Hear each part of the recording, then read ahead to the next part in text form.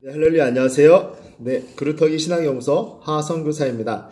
네, 누군가에게는 정말로 귀한 도움이 될 수 있다라는 그런 사명감으로 오늘도 여러분과 함께 이제 공동체와 은사에 대해서 그러니까 공동체와 은사를 어떻게 적절히 좋아할 것인가, 어떻게 생각하고 어떻게 받아들일 것인가 라는 것에 대해서 우리가 잠깐 좀 한번 나누어 보도록 하겠습니다. 이것이 왜 중요하냐면요, 항상 은사 때문에 공동체가 무너진다. 그래서 공동체를 지키기 위해서 은사가 필요 없다. 은사를 자제시켜야 된다. 또는 공동체 같은 것은 필요 없으니까 은사가 더 중요하다. 이런 것이 약간 대립의 그런 개념으로 이렇게 맞서왔던 것도 좀 많이 있었어요. 그러나 공동체와 은사는 사실 상호 보완적이다. 목적 자체가 그렇다라는 관점으로 우리가 좀 보기를 원합니다. 네, 잠시만요.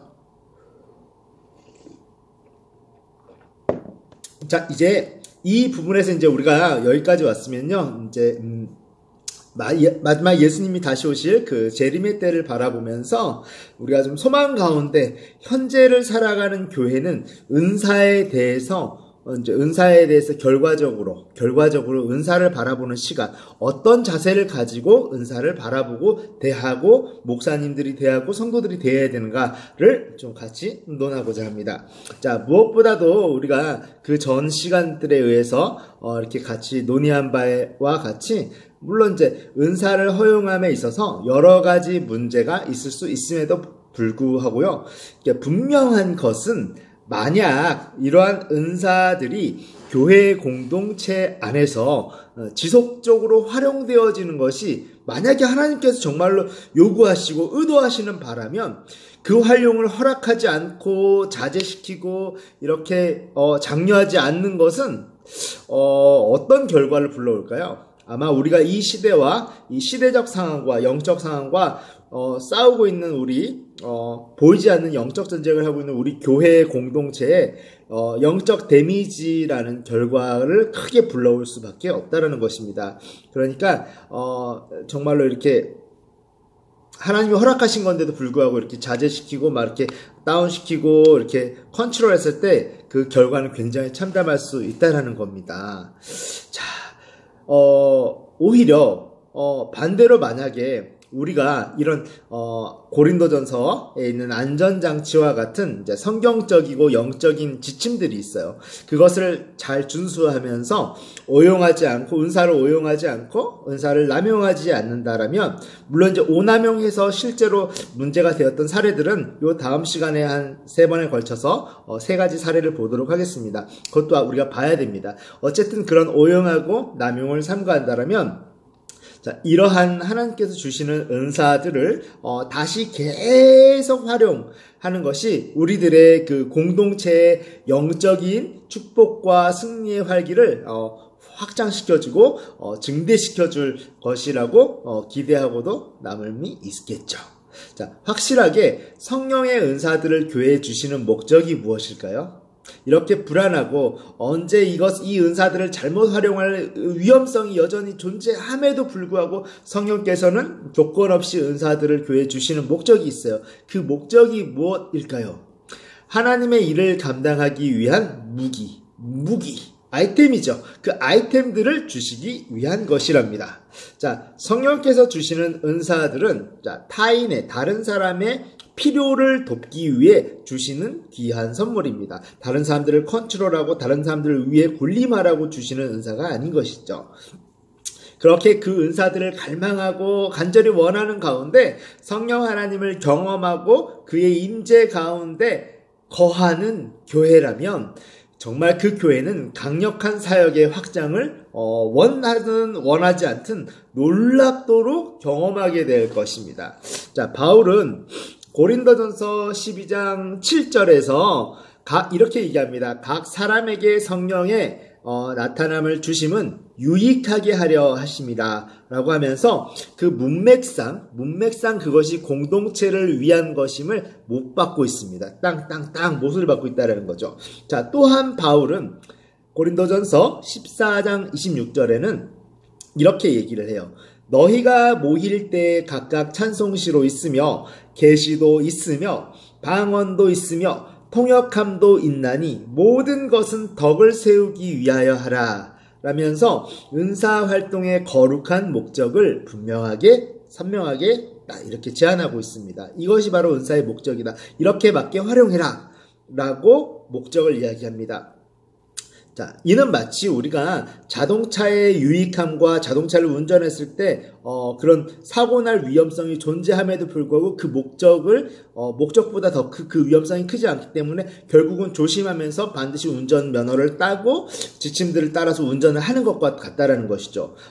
자, 그러니까 자제할 만한 것이 아니라는 거예요. 그 위험성이 있더라 할지라도 은사 활용을 오용하고 남용할 가능성이 있다 할지라도. 자, 그러나 방언의 은사에 대해서 혹시라도 어떠한 경우에도 그 덕을 세우는 목적을 빌미로 그 은사를 무질서로 간주해서 중요성이나 효용성을 무시되어서 하면 안 되겠죠. 덕이라 하면 덕이라는 것은 이제 사실 실행하고 있는 행위, 실행되는 행위를 덕이라고 합니다. 그러니까 제가 내가 오늘 지나가다가 이렇게 아픈 사람이 있으니까 내가 도와줘야겠다라고 생각한다라면 그거는 덕적인 생각을 하는 겠죠.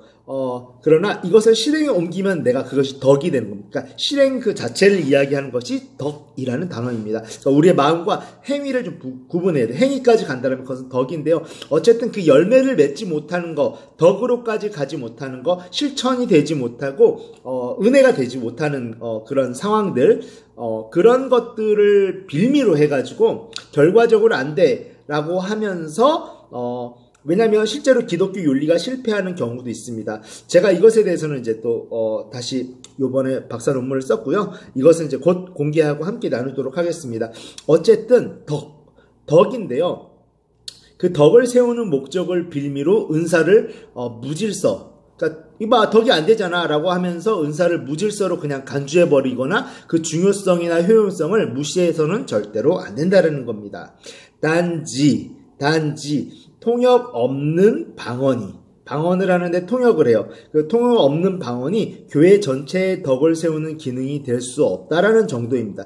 그런데 그렇다고 해서 그 방언을 내가 방언으로 같이 기도하고 있는데 이렇게 통역이 안 된다고 해서 그런 뜻이 아닙니다. 앞에서 대표 기도나 이런 것들을 할 때 모두가 인식하고 인지할 수 있는 언어로 하고 같이 가자라는 것이지 단체 기도에서 인도자가 아닌 자가, 물론 인도자도 방언 기도를 요청할 수 있습니다. 그러나 인도자가 계속 알아듣지 못하는 방언으로만 전체 인도를 한다는 것이 아니다라는 이 정도인 것이지, 인도자도 어느 정도 주문을 하고 방언을 할 수 있어요. 그러나 청중에 있거나 개인적인 기도에서는 더 말할 것도 없죠. 그래서 만약에 우리 이렇게 기도합시다, 이런 기도 제목들을 내고 이런 것들을 기도할 때 이 정도까지도 방언으로 할 수는 없다라는 거죠. 이런 기도 주문과 기도 오더, 프레이 오더 정도는 이게 인식할 수 있는 이야기를 해줘야 되는데, 그것마저 방언으로 이렇게 해서 알아듣지 못하게 하고 인식하지 못하게 하는 그런 것들을 이야기하는 아주 최소한의 규제 정도라고 여러분 정확하게 인지를 해주셔야 될 것 같습니다. 그래서 덕이 안 된다는 빌미로 회중 예배에서 방언을 이렇게 자제시키거나, 이것은 사실은 성령을 거역하는 행위가 될 수 있다라는 것입니다. 자, 같은 장 12절에서 그러면 너희도 신령한 것을 사모하는 자인즉 교회의 덕 세우기를 위하여 풍성하기를 구하라 라고 하면서 은사가 나타날 수 있지만 나타난 그 자체로 덕이 실천되는 것 자체를 행해지는 것 자체를 이렇게 은사가 행해졌다고 해서, 예언이 행해졌다고 해서 방언이 행해지고 은사들이 행해졌다고 해서 덕이 실천된 것은 또 아니라는 거예요. 은사의 그 무게에 힘입어서 우리의 자유의지와 함께 덕을 세워 가야 된다는 겁니다. 그러나 순서는 그것에 얽매이지 않는다라는 것이죠. 자, 어쨌든 그리고 12장 14절에 이렇게 얘기합니다. 몸은 한 지체뿐 아니요 여럿이므로, 21절에 나는 네가 쓸데없다라고 하는 말씀은 특히 신유나 은사 받은 성도가 다른 은사를 받은 지도자에 대해서 혹시라도 교만하게 행하면서 질서를 무너뜨려서도 안 된다는 것을 선명하고 분명하게 기록하고 있어요. 자, 이런 것들을 잘 활용한다라면, 교육을 시키고 성도들에게 교육을 이렇게 제공한다라면 목사님들도 두려워할 것이 없는 것이죠. 설령 어떤 내가 받지 못한 은사가 있다 할지라도 그것은 목사의 권위를 직분과 그 공동체에 필요한 교사와 최고의 교사로서의 그런 것들을 무용성을 주장하지 않습니다. 마치 그 예언하는 사람이 거의 목회의 기능을 이런 것은 성경적이지 않아요. 그런 교육적 기능을 잘 이렇게 좀 제공을 할 필요가 있겠죠. 이런 것을 하지 못한다라면 그 목사님도 위험한 거예요. 왜일까요? 그 목사님도 자기가 예언을 받거나 한다라면 군림하고자 하는 준비가 되었기 때문에 다른 성도가 그렇게 내가 없는 은사들을 받는 것에 대해 두려워하는 거예요. 그러니까 아무것도 아니니까, 그 이상도 이하도 아니니까 두려워하지 말라라는 것이고, 그런 교육을 제공하라는 것이죠. 이렇게요. 제가 지금 여러분에게 드리는 것처럼. 자, 물론 위에서 신약의 그 신약 시대에 교회 공동체에 이제 그 은사에 관해서 열거한 것 외에도 구약 성경에도 공동체에서 은사가 공동체를 위한 은사, 공동체를 위한 목적으로 주어진 은사가 종종 나타나고 있습니다.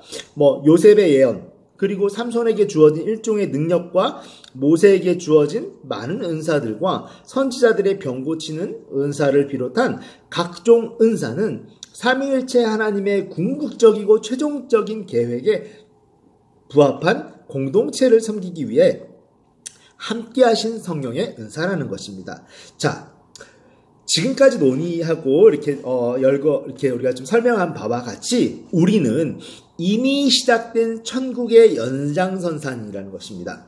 이미 시작된 천국의 연장선상에서 살아가지만 여전히 재림에 부할 때까지 죄와 그 우리의 연약함과 이렇게 티격태격 싸우면서 승리하며 살아가는 것이죠. 자, 그런데 은사는 분명히 하나님이 예수님의 몸된 교회를 세우고 복음을 널리 전하고 하나님의 영광을 드러내며 왕의 자녀와 공동체로 살아가도록 각 공동체마다 각 사람에게 서로 다르게 주신 것에 우리가 먼저 감사를 할 필요가 있다는 것입니다. 자, 또한 사람이 연약하기에 간혹 주신 은사 활동에 그 비성경적인 오용, 그러니까 남용도 발생하죠, 당연히. 그러니까 이렇게 자라보고 놀란 것은 소뚜껑 보고도 놀란다고 목사님들은 성도가 은사 받는 거를 그렇게 또 두려워할 수 있다라는 거예요. 성도들도 마찬가지고요. 자, 그럼에도 성령의 은사들이 나타남으로 인한 그 권능이 얼마나 그것을 능가하고 그런 위험성을 능가하는지 정말로 로드만 윌리엄스는 다음과 같이 분명히 말합니다. 이렇게 얘기를 해요. 핵심적 내용이 뭐냐면, 내 말의 핵심적 내용이 뭐냐면 성령의 권능으로 행한 증거가 항상 긍정적인 결과를 가져오는 것은 아니라는 것이야. 그건 나도 안다. 그럼에도 불구하고 비록 그 증거함이 사실은 그 덕으로 나타내는 것이 엉뚱하게 결국은 예언의 은사를 받은 사람이 또 성격이 꼬이고 그렇게 이상하게 갈지라도 정반대만의 현상을 불러일으킨다 할지라도 효과적인 것, 그것이 성령의 역사가 효과적인 것만큼은 부인해서는 안 된다는 겁니다. 사람들에게 일단 권능 있는 증거가 행해지잖아요. 그들은 과거와 동일한 상태로 남아있지 않게 됩니다. 그건 확실한 거예요. 그러므로 그리스도인의 과업, 숙제가 뭡니까? 괴념치 않고 그런 위험성을 은사가 오용되고 남용될 수 있는 그 위험을 신경 쓰지 않고 그냥 무시하라는 겁니다. 무시하고 그리스도를 증거하는 겁니다. 더 나아가서 땅끝까지 행하는 증거가 모든 사람을 구원으로 인도할 것이라는 성경상의 약속은 없어요. 거기에 우리가 부담 가지면 안 됩니다. 자, 그러나 그리스도인이 위임받은 명령이 무엇일까요? 성령의 권능으로 복음을 전파하여, 성령의 권능으로 복음을 전파하는 거예요. 수단이 명확하게 제시되어 있어요. 성령의 권능으로 복음을 전파할 수 있다라고. 우리의 성품과 인품도 있지만 그것은 그 아래입니다. 여러분 정확하게 하셔야 돼요. 우리의 권능으로 복음을 전파하여 모든 사람들이 복음을 듣고 믿을 수 있도록 기회, 기회를 부여하는 일이다. 그러니까 물론 그러고 나서 내가 타락할 수도 있고 내가 윤리적 열매를 못 맺을 수 있을지라도 그 권능으로 가시적으로 축사하고 이런 것들을 통해서 그 사람들의 쇼킹, 그러니까 충격을 받고 그 복음을 받아들이고 고민할 수 있는 기회를 제공하는 게 우선이라는 거예요. 내가 윤리적인 삶을 살아가는 게 더 좋을 것 같죠? 그건 중요한 겁니다. 그러나 그것은 우선이 아니라는 거예요. 그 능력이 그 위라는 거예요. 능력으로 인해서 사람들에게 쇼킹을 주는 것, 그게 더 우선이라고 성경은 정확히 얘기하고 있습니다. 그런 것들이 나타나지 않고 내가 윤리적으로 살아가는 사람들은 이 말이 곱게 들릴 겁니다. 분명할 거예요. 그러나 여러분 인정하세요. 성경 앞에서. 기회를 부여하는 일이기 때문에 권능으로 사역하는 것. 물론 그게 다가 아니라 우리의 성품을 변화시켜 가야겠죠. 열매를 맺어야겠죠. 그러나 그것은 그 다음 일이라는 것입니다. 자, 현대의 카리스마적인 영적 운동, 아주 그냥 다이내믹한 이 영적 회복 운동 현장으로 이동하면서 성령의 선물과 그리스도를 증거하기 위한 권능과 선교의 영으로서 성령을 새롭게 강조하는 것을 생각해 보게 된다는 것입니다. 자, 이렇게 성령의 선물을 받은 사람들은 새롭게 그리스도의 증인이 되는 거예요. 여기서 그 사람들이 인품이 좋았고 정말로 다 완전히 성화가 되었다라는 법은 없습니다. 그것을 전제하지 않았어요. 여러분들 그것을 인정하셔야 돼요. 완전히 성화된 사람만이 그리스도를 전한다. 어디서 굴러온 이상한 생각인지 모르겠습니다. 물론 성화가 중요하지 않다라는 건 아니에요. 자, 이따금 그런 사람들의 존재와 태도, 그 사람들의 성화의 정도와 상관이 없는 존재와 태도는 하나님의 임재와 권능으로 매우 가득 차 있습니다. 여러분 생각해 보세요. 여러분 하루에도 12번 화낼 때 없고 내가 정말 예수 믿는 사람이 맞나 싶을 그럴 때 없습니까? 그런 게 있어서 복음 전도가 안 될 것 같으면 우리 어떻게 합니까? 물론 그렇다고 우리가 예수님 닮아가는 것을 포기할 수는 없어요. 그러나 성령의 역사는 그것을 덮어버린다는 겁니다. 여러분 그것을 인정하셔야 돼요. 덮어버릴 때 여러분에게도 소망이 있고 저에게도 복음 전하는 소망이 있는 것입니다. 저의 어떠함과 상관없이 그 순간 주어지는 것으로 능력 행사를 할 때 예수가 증거되는 것은 사실이고 거기에도 소망이 있다는 겁니다. 이런 것들을 너무 무시하는 것 같아서 제가 좀 이렇게 이번 침을 튀면서 이렇게 얘기를 했는데요. 정말 중요합니다. 그리스도인이라면 진짜 이거 인정하셔야 돼요.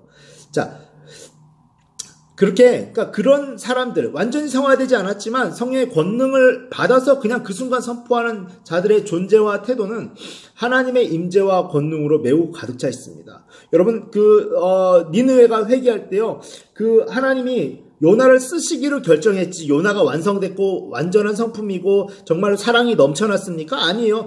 그 복음 전하면서도 속으로 생각했어요. 안 듣겠지? 니네 망해라. 그럼에도 불구하고 하나님이 결정하고 쓰시니까 그 입술을 통해서 나가는 게 어떻게 됩니까? 권능이 있었잖아. 회개하는 영이 회개가 되기 시작한 거예요. 여러분 인정하셔야 돼요. 요나가 성품이 완전히 좋고, 완전히 성숙하고, 사랑으로 넘쳐야 회개가 일어난다? 택도 없는 소리입니다. 어디서 그런 이상한 성경을, 그런 해석을, 그거는 잘못된 거예요. 제가 여러분 혼내는 것이 아니라 이건 정말 잘못됐다라는 거. 인정하고 들어가라는 것이죠. 그 역시 그런 사람들의 말과 행동은 그 순간만큼은 능력을 받았기 때문에, 새로운 능력이 실려있기 때문에 그들이 복음을 증거할 때는 그 순간 그들의 어떠함과 상관없이 지혜와 통찰력이 빛나게 되고 영향력, 인플루언서가 될 수 있다는 겁니다. 자, 우리는 무엇보다 은사의 목적이 공동체를 세우는 것임을 그럼에도 불구하고 다시 한번 기억할 필요가 있다라는 거죠. 이게 오늘의 이제 사실은 왜냐하면 이 은사의 중요성은 그 전에도 얘기했잖아요, 제가. 자, 그러나 은사의 목적이 공동체를 세우는 것임을 다시 한번 기억할 필요는 있습니다. 은사주의자들이 여기서 멈추면 안 돼요. 자, 그 목적을 지향함에 있어서 좀 더 성경에 부합하게 되게 되는 것이죠. 은사를 추구하는 목적에 있어서. 자, 그리고 역시 마찬가지로 평신도들이라고 불리는 성도들 역시 그들이 어떤 은사를 받기만 하면요, 돌변해버립니다. 질서를 생각해야 되는데, 은사와 상관없이 공동체의 질서를 생각하는데, 질서 따위 생각하지 않고 공동체를 그냥 파멸로 몰아가는데요. 이런 수준 낮은 은사관에서 벗어나야 되겠죠. 평신도들도. 내가 은사만 받아봐라. 내가 예언의 은사만 바라봐라. 저 목사를 무시하고 내가 그냥 사람들에게 영향을 미치리라. 이거 잘못됐다라는 겁니다.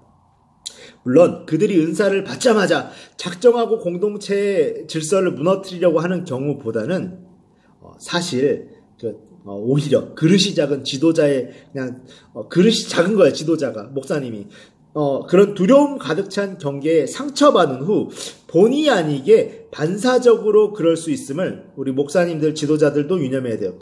그거 생각 안 하고 그냥 성도들이 그냥 은사만 받으면 저렇게 대먹지 못해가지고 그냥 교회 질서를 혼란케 한다. 이런 소리 좀 그만하라는 겁니다. 죄송합니다. 그만하세요. 네, 죄송해요. 그만하셔야 돼요. 저도 목사지만 그만하세요. 그런 것들. 그러므로 교회 지도자 또한 목사님들이겠죠. 보통 일반적으로 목사님들 또한 하나님과 말씀 앞에서 지도자 자신의 권위가 무엇인지 그리고 어디서 나오는지 그냥 정직하게 고찰해봐야 돼요. 내가 막 상도들을 누르면서까지 내가 지켜야 될 권위인지 여러분 애쓰지 말라는 거예요. 하나님이 주신 권위이잖아요. 자, 지도자라는 그 계급적이지 않은 그런 개념이죠. 비계급적이면서도 섬기는 귀한 직분에 맞는 권위가 무엇입니까? 그냥 지도자 혼자 소유한 은사적 능력에서 오는 것이 아니잖아요. 그냥 그런 것을 깨닫고 자기 자신, 지도자들도 목사님들도 자신의 은사를 그냥 자기에게 주어진 은사를 활용하여 그리고 자기에게 없는 평신도의 은사를 겸손히 세워주고 아름답고 겸손하게 은사가 넘치는 공동체를 지향할 수 있도록 목사님들은 할 수 있는 힘이 있잖아요. 그렇게 하셔야 된다라는 겁니다. 자, 또한 지도자는 평신도들을 섬기는 방법 중 하나로서 목사님들이 평신도들을 섬기는 방법 중에 하나로서 성도들이 성경적인 은사관이 정립될 수 있도록 최선을 다해서 양육과 교육에 헌신하고 그런 기회들을 제공하는 자세 또한 너무너무 필요할 것이라는 것이죠. 자, 웨인 그루뎀이라는 조직신학자는 이 시대의 교회의 각 지체가 그저 관객으로 전락하고 있는 문제를 극복하는 데는 이것만 한 게 없다라는 겁니다. 뭘까요? 예언의 은사를 올바로 이해하는 것이 필요하다라면서 이렇게 얘기합니다. 자, 이러한 현상이 생기는 이유, 그러니까 은사들을 막 가라앉히고 성도들이 예언하지 못하게 하는 현상이 생기는 이유가 뭐냐면 회중 모임에서 우리 공동체 예배에서 성경을 가르치는 행위는 일반적으로 하나 또는 몇 명의 인정된 교회 지도자들만 할 수 있는 것으로 그렇게 그냥 어느 순간 제도화되어 있는 거예요. 예배에 참여하는 것이 회집된 회중에게 모여있는 회중에게 성경을 가르칠 수 있는 사람의 주로 결정이 되는 거죠. 그렇게 된다면 여성과 아이들과 대부분의 가르치지 않는 남성들조차도 제한적으로 참여를 하게 되겠죠. 그러나 예언의 은사는 매우 다르며 그러한 제한적으로 사용하는 요소 같은 그런 것 없다라는 겁니다. 대신에 하나님이 인도하시면 고린도전서 14장 31절과 같이 하나님이 인도하시면 모든 성도가 모든 신자가 교회에서 예언하는 것은 허용된다로 얘기하고 있습니다. 그래서 우리는 그러한 예언하는 것이 주어지면 그 누구에게라도 공동체 안에서 주어지면 우리의 예배는 남성과 여성 모두에 의한 더 넓은 참여를 포함하는 것이 될 것이라는 겁니다. 자, 그 목적은 모든 사람으로 배우게 하고 모든 사람으로 권면을 받게 하기 위해서라는 그 고린도전서 14장 31절의 말씀을 가장 이상화시키는 것입니다. 실천화하는 것입니다. 서로 간에 모든 것, 목사라고 해서 늘 가르치고 네가 감히 나를 가르쳐가 아니라 같이 어린아이에서도 예언이 주어지면 목사도 귀 기울여 듣는 거예요. 이게 고린도전서 14장 31에 모두에게 서로에게 가르침을 받는다라는 것입니다. 자, 오늘날 많은 교회에서 예언이 없는 것은 주로 왜 그럴까요? 주로 성령으로부터 오는 계시가 없어서일까요? 아닙니다. 신자들이 자신들에게 오는 그러한 계시를 인식하지 못하는 것에서 발생합니다. 왜 인식하지 못할까요? 조금만 와도 내가 이상한 생각을 하고 있네. 하나님이 나 같은 사람에게 말씀을 주시겠나? 그리고 내가 목사님도 계신데 내가 예언해도 되나? 이런 압박감이 있는 거예요. 하나님은 계속 주고 계시는데 여기서 발생한 것 같습니다. 자, 또 이런 것이 전체 회중의 유익을 위해 주어진 것이라는 것을 이해하지 못해요. 내가 이것을 말함으로 인해서 이것을 얘기해 줌으로 인해서 사람들이 더욱더 귀 기울이고 각성할 수 있는 전체 유익, 어떤 사람이 다치지 않을 수 있는 그 위험성을 예고할 수 있는 그 유익이라는 것을 이해하지 못하는 데서 온 겁니다. 목사님들이 교육 제대로 안 시키고 양육의 기회를 제공하지 않은 것 잘못한 거죠. 이런 양육의 기회들을. 은사들을 제대로 이해할 수 있는 양육의 기회들을 제공해야 되는데, 자, 계시라는 것은 다른 사람들에게 알려지기 전까지는 그 목적을 이루지 못한 겁니다. 계시가 나에게 왔어요. 하나님이 나에게 말씀하셔. 그런데 정말로 이 사람을 위해서 내가 중보해야 되는 그런 것 제외하고는 이런 것을 통해서 같이 기도할 수 있는 환경을 만들어주기 위해서 같이 나누지 않으면 그건 의미가 없다라는 거예요. 자, 그러니까 목적을 이루지 못한 것이다. 아마도 오늘날이 지도자들은, 목회자들은 주님으로부터 오는 촉구, 주님이 뭔가를 말씀하시고 하는 그런 촉구하시는 행위가 발생했을 때 너 이렇게 해라 저렇게 해라 이 공동체에 이런 말씀을 해라 라고 누군가에게 전해줘 이렇게 막 말씀을 계시하신 걸 촉구라 그래요. 그렇게 촉구하시는 일이 발생했을 때 그러한 것을 말할 수 있는 분위기로 만들어주는 거, 신자들이 말할 수 있고 자유롭게 그 감동을 이야기할 수 있고 나눌 수 있는 분위기를 형성시켜 줘야 되는 게 바로 목사들의 역할이라는 것입니다. 이거는 정말 여러분이 아니라 목사님들이 봐야 되는데, 진짜. 네.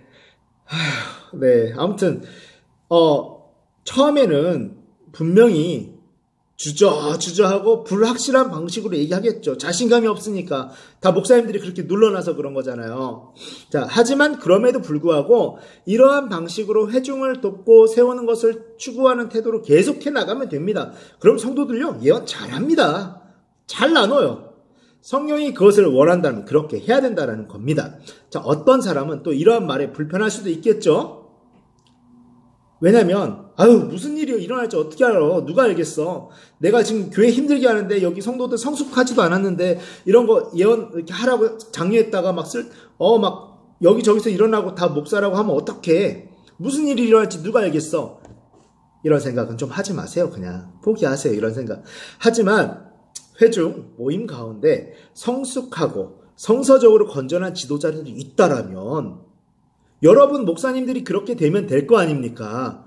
그렇게 체크해주는 예언을 못 받아도요. 그렇게 체크하고 건전한 기준을 줄 수 있는 것 자체도 권위예요. 그런 사람들이 되면 될 거 아닙니까? 뭐가 두려워요? 안 그렇습니까? 제가 오늘 좀 많이 혼내네요. 죄송합니다. 뭐가 두렵냐라는 겁니다. 저도 죽을 각오하고 혼내는 겁니다. 뭐가 그렇게 두렵냐라는 거예요.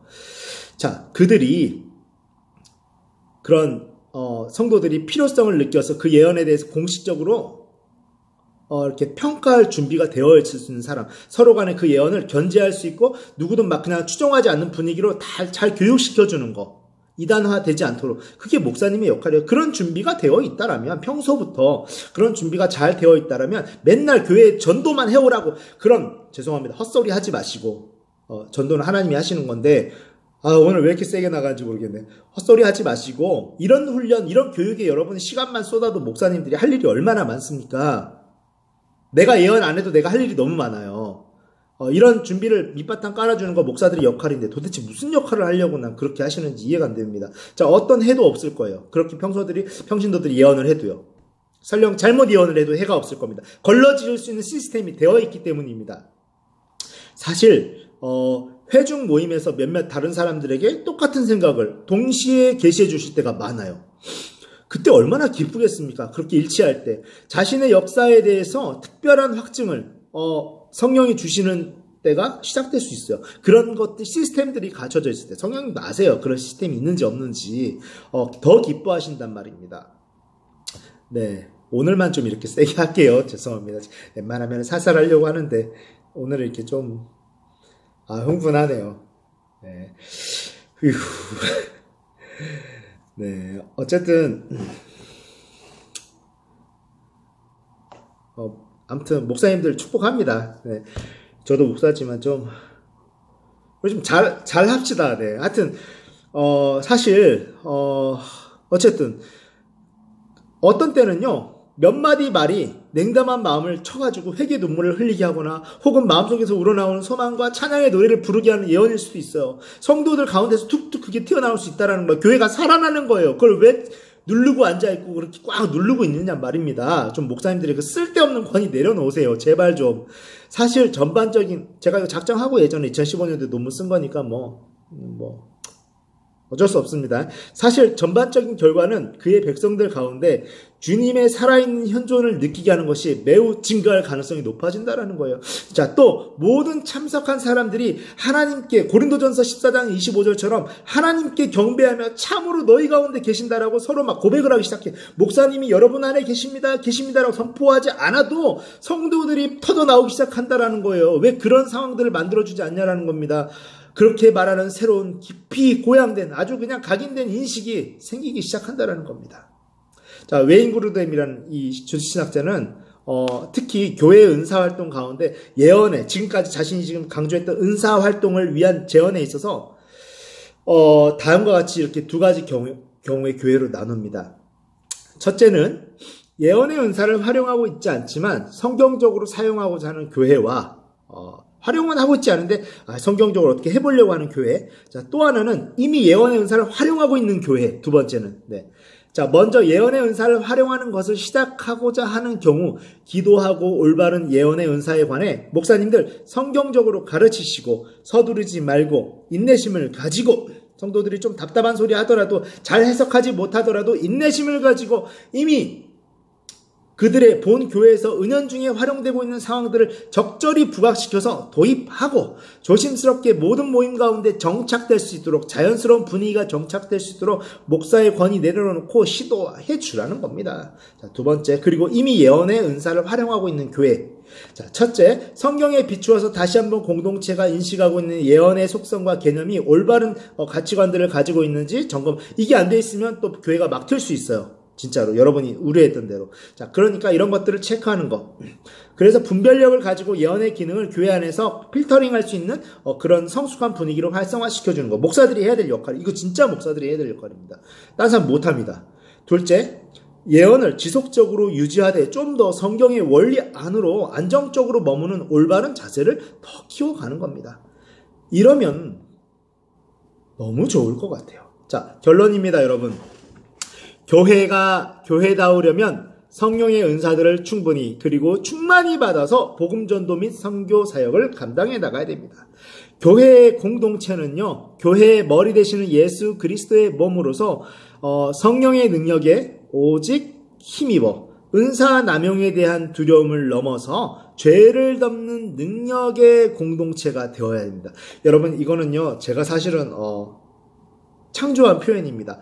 죄를 덮는 능력의 공동체.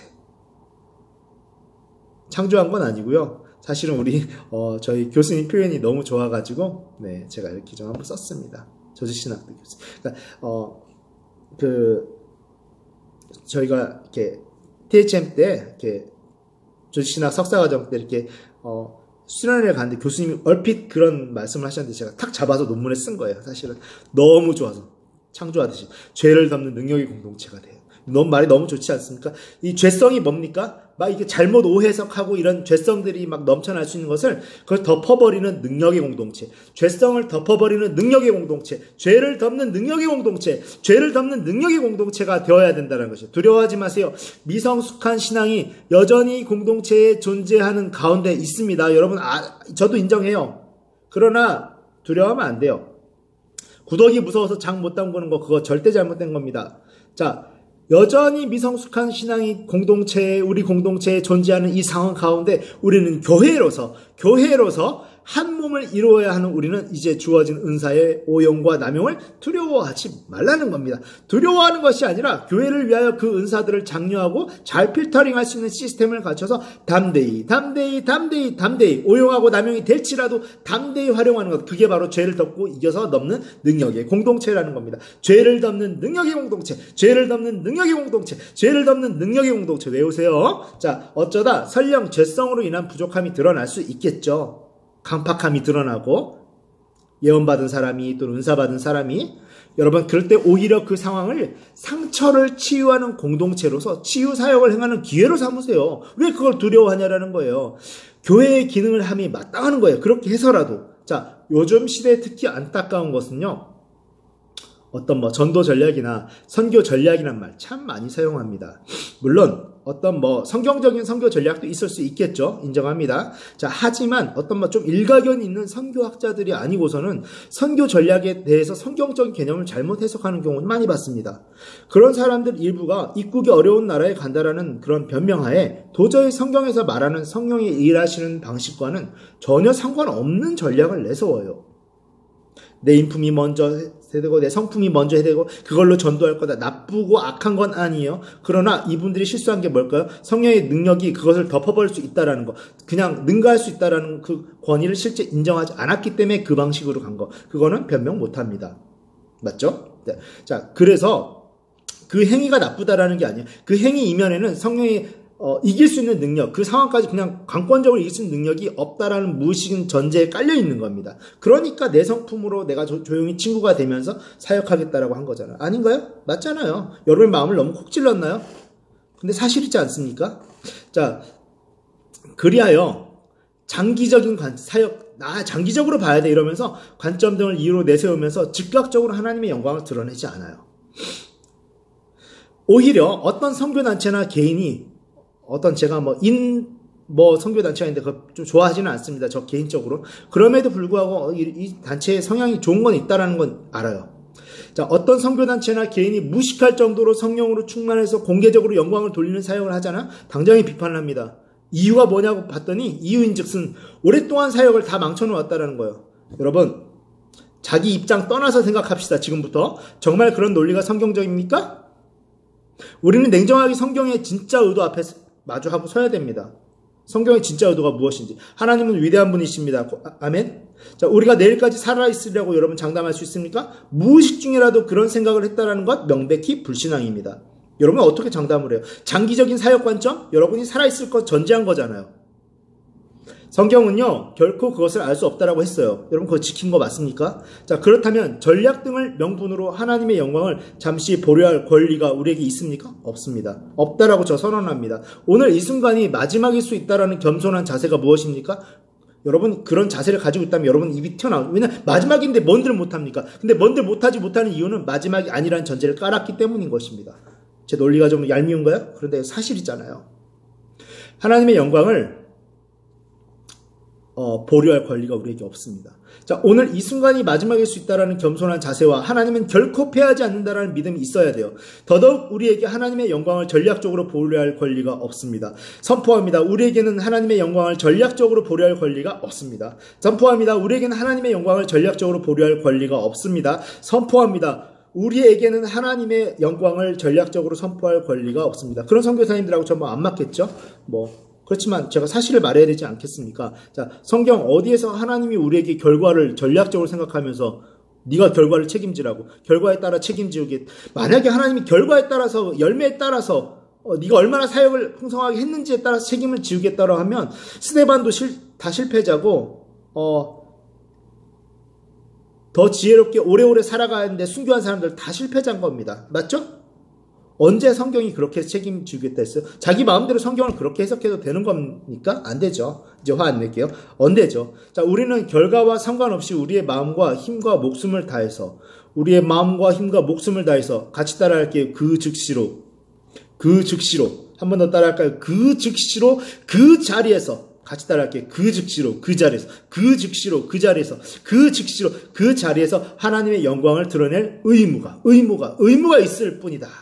라는 것입니다.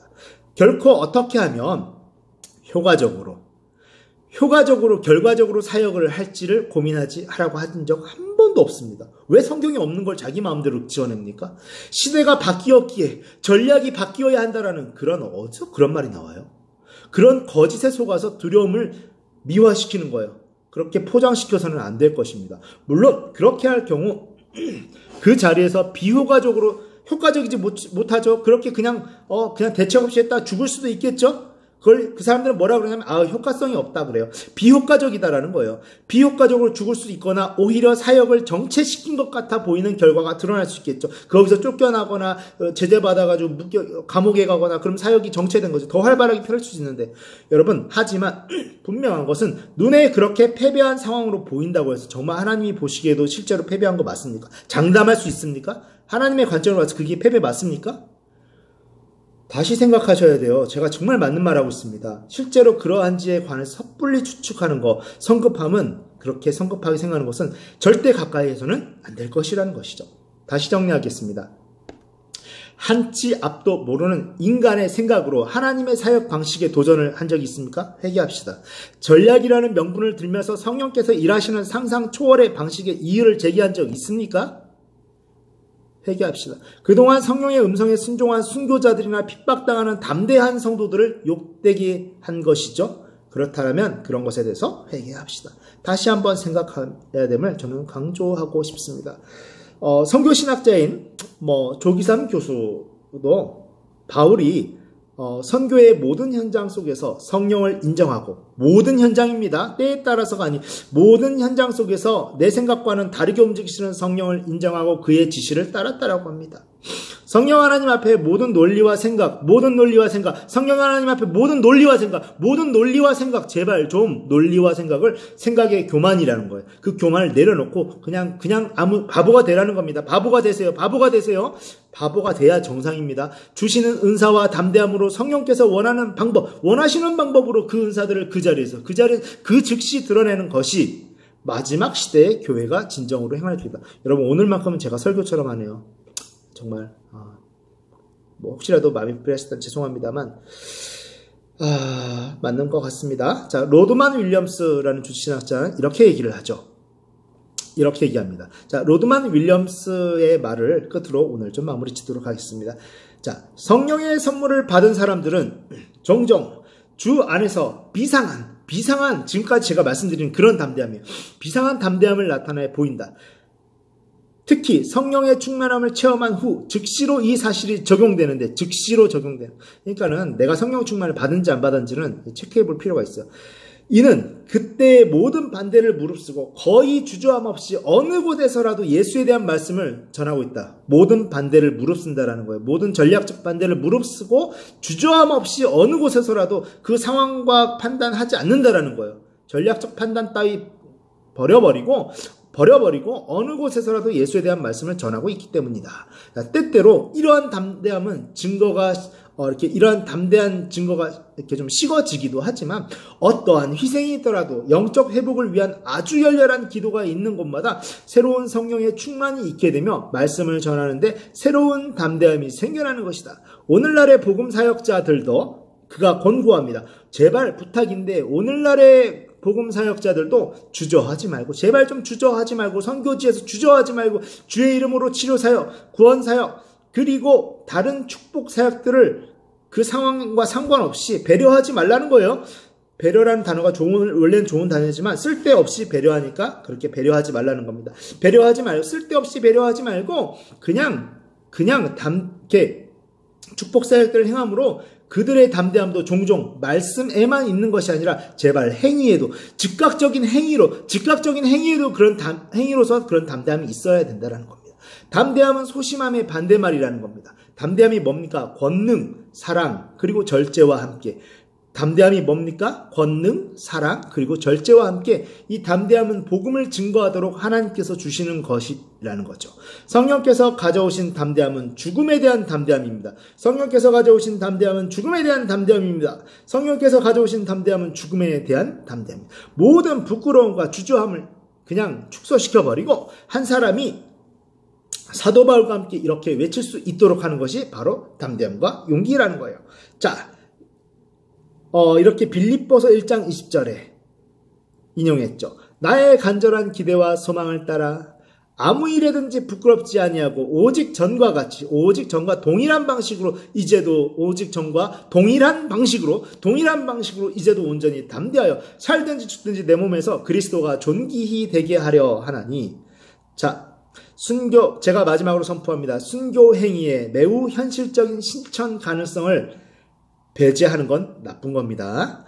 순교 행위의 매우 현실적인 실천 가능성을 배제하지 않는 것이 바로 담대함입니다. 여러분, 담대함이 무엇이라고요? 순교 행위에 있어서 매우 현실적인 실천 가능성을, 순교를 각오하면서 해야 되는 그 실천 가능성을 배제하지 않는 것. 배제하고 지혜롭게 하고 현실적으로 하려는 것은 담대함이 아니라는 겁니다. 순교 행위의 매우 현실적인 실천 가능성을 배제하지 않는 것이 바로 담대함입니다.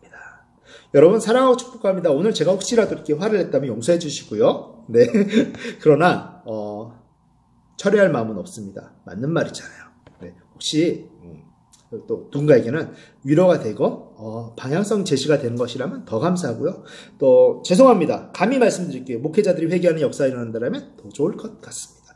여러분 사랑하고 축복합니다. 이제 다음 시간에는 은사에 대한 잘못된 이해가 또 있을 수 있어요. 그런 것들까지도 한번 좀 살펴보는 거예요. 어떤 그런 것들을 한 3가지 정도로 한번 살펴보도록 하겠습니다. 이제 제 논문에 그 막바지를 향해 달려가고 있습니다. 거의 95% 왔다라고 생각하면 됩니다. 여러분 그동안 함께 해주셔서 감사하고요. 네, 여러분 힘내시고 즐거운 주말, 행복한 주일 되시기를 바랍니다. 사랑하고 축복합니다.